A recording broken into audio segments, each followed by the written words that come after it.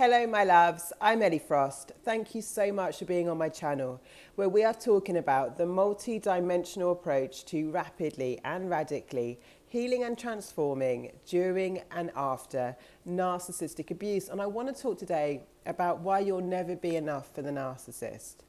I think one of the hardest things in this cycle is we adopt subconscious beliefs about ourselves, and it's our good qualities actually that get exploited in ways that make us feel like we're never enough, we can't do enough, and we get confused about what's good behavior and what's worthwhile behavior in our lives, right? So for example, because you'll never be enough for the narcissist, a lot of us will try harder to make things work. We'll try and be more loving. We'll try and be more compassionate. We'll get in this cycle, which is a dangerous narrative on the internet a lot of the times, of trying to understand the narcissist trauma so that we can try and see and understand, which empaths do anyway, people with high empathy, why they might be behaving the way they're behaving, rather than acknowledging that what we're going through is terrible. It's really bad. Now, another thing in the cycle is that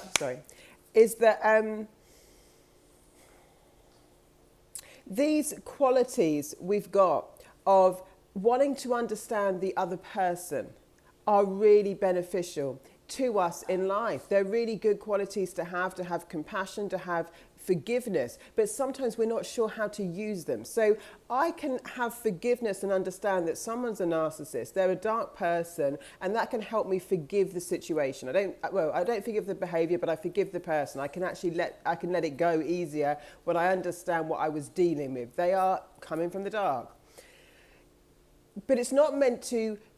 Forgiveness isn't a tool to keep me staying in something that hurts me, you see. Forgiveness is supposed to allow us to let go of the energetic attachment, right? So we don't keep dwelling in the past, so we get over the traumas is part of getting over the traumas that have happened. In fact, forgiveness is something I run with. It kind of naturally happens when you let go of the traumas. You accept them, you let it to rest, and you can forgive that happened in your life. You can forgive life in a way. Sometimes you need to do that for what's happened to you. Empathy, again, is meant to help us connect with each other better, understand, and move us forward. It's not meant to be exploited and used against us so that we stay in unhealthy cycles, because just understanding or where someone might be coming from, why they might be doing stuff, which is the total over focus of a lot of information, which is keeping you very stuck trying to understand them, what's their behavior, where does it come from, when quite frankly a lot of the people talking about it have no idea whatsoever and are constantly contradicting themselves. For example, the narcissist lives in self-hate and shame and paranoia, but they have no empathy. People with no empathy have no remorse. You've got to have remorse to have shame. They're getting it wrong anyway, because they're projecting empathy by saying that. The narcissist is a soul-detached human running with a dark entity of consciousness. The behavior is consistent, predictable, and on repeat. And they're a destructive energy. So you're never going to be enough, because they've got to siphon your energy, and they are destructive. It goes one way. You'll exhaust yourself trying, and you'll be giving up your identity, who you are, your wants, needs, and desires, right? Which you need to have a life. So you are literally just a battery source for them, which they are insatiable on. But by the time they've got you so beaten down, right, so destroyed by life, they will just be, they'll either discard you, or they will be lining up new supply and keeping you in the background to still siphon off. But it is a really sick concept. Once you understand it, though, basically your job is to love you, is to come back into actually a loving life, right? There is absolutely no love in this situation. So whatever sacrifice you think you're making, which is basically complete sacrifice of yourself, your needs, your wants, your desires, and your life, right? There's no love in it. The narcissist is incapable of love. There's no love available in this where they function for. People say they're unconscious. I mean, people can be unconscious, but not malignant, not evil, not destructive. I don't know if that's helpful language. There's so much language that is being used that is keeping people so intellectualizing this when actually, if you bring it just down to, they're a destructive force that goes one way. They do not want what you want. They don't want harmony. They don't want love. They don't want a peaceful situation. They want chaos, conflict, drama, and to keep you stuck, right? Not evolving and not growing, and just to siphon what they can. And they enjoy the game more than they enjoy the success. That's why narcissists will just drain you of everything. So they're not looking for success, fulfillment, and harmony. And people can be a bit what people call unconscious, but that doesn't make them mean. It just makes them not that conscious, not that aware, right? A narcissist isn't more aware than that. They know what they're doing. They know its effect on you. They just know it pays off for them. So you'll never be enough, because you being enough is your goal. Oh, why won't they love me? Maybe if I change this, maybe if I lose weight, maybe if I was younger, maybe if I had more money. Oh, maybe this time, maybe if I don't over talk them, maybe if I say something differently. I used to sit in the car after I saw my dad, and I'd have so many doubts going through my mind because of the way they treated me. I'd just be like, did I say something wrong? I'll be on eggshells, wondering how I could get it right. My whole life became about how I could get it right, rather than realizing with a narcissist, it's not about you getting it right. You'll never get it right. It's about them keeping you in balance, emotionally, psychically, energetically, spiritually, in balance, so they can keep siphoning so that you don't know yourself, right? And move towards things that are actually loving in your life. So the goal isn't for you to be enough.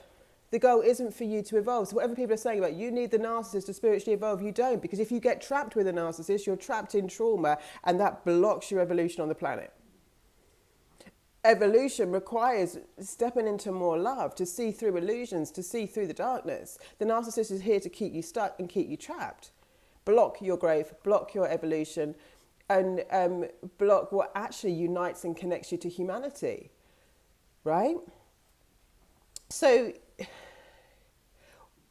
when you're trying to be enough for a narcissist, you've already gone past your boundaries, values, standards, needs and wants. You're losing yourself in this cycle. Know that you're focused on trying to be enough rather than acknowledgement of their behavior and what it means and why it's wrong and why you've got to move away from it. Either manage it, but also take your energy back from it is the key.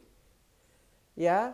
It's a losing game. Trying to get love from a narcissist is trying to get love from someone who can't love you. Trying to be enough and change yourself. Because, of course, the more they disconnect you from yourself, the harder it is for you to leave, because you've lost yourself. You've got no secure trust and identity left. You've been eroded. And everything that matters to you will make you sick. It will make you sick emotionally, mentally, and physically often. Because when we go against our true nature, our true intuition, our true values and guidance system, it is a conflict in ourselves the whole time. So you bend yourself out of shape to be what they need you to be, which will be an ongoing journey of never enough.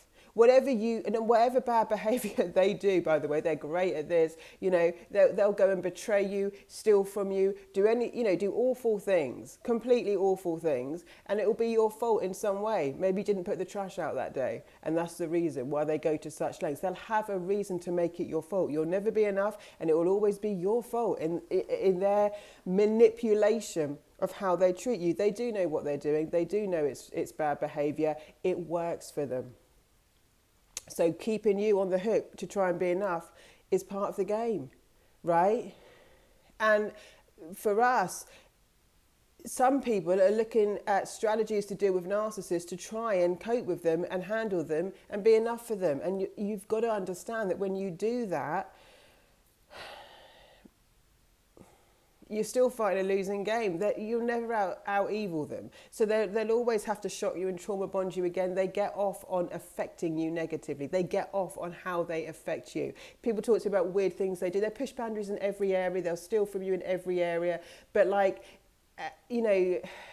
they objectify people, they dehumanize them because they're dehumanized. They'll do sexual things that you might think are liberated to start with, but you'll realize soon they treat people like objects, like not a human, like not a soul, and over time they'll start detaching you from your own soul. That's what they do. They're disconnected at a soul level. They have to detach you from your identity and yourself and your soul. That's what they're trying to do, right? So how soul detached can you be? Because that's what the game is, right? How much you detach from your own self, your own soul, is how much you'll be enough for a narcissist over time. A very scary but real reality. If you want to join Sovereign, I'm opening the doors and I'm going to do a warm up and then we're going to go into the next round. That's a really good place to heal PTSD, break trauma bonds, get sovereign, create the life you want, live a life that's fulfilling, and actually be able to generate your own source of love, validation, security, and support in this world. You can actually move on, and that is the whole point. If you stay stuck in this, you are not going to spiritually awaken in anything. They do not catalyze your spiritual awakening. They show you the dark. And choosing the light is not giving up your life to darkness. You have to become distorted to survive in it. You get a chance to actually choose to awaken in your life, act in faith, live in a different way, and choose a much more loving situation where you can have real relationships. So come into Sovereign if you can. I'm also opening up Live Fully Now, which is about strategies to, when you've left a narcissist, to rebuild your life, to keep you on track and connected to, so you break the old patterns and you actually connect to a life of feeling purposeful on the planet, knowing how to connect, staying healthy in your relationships when things come up. How do you navigate communications? How do you build a life you love? How do you live fully now? If you've just woken up from narcissistic abuse, you can either just, it's not a life sentence and it's not as complicated to break. Sovereign is 8 weeks. After the warm-up we do 6 modules, but I mean, it's not as hard to break as you think. It's a choice and it's a discipline to stay on track, but the reward is far better than the life you're living. But you do get to choose to awaken. And if however old you are or sick you are, it's like, but you've got today, you've got the choice right now to break it.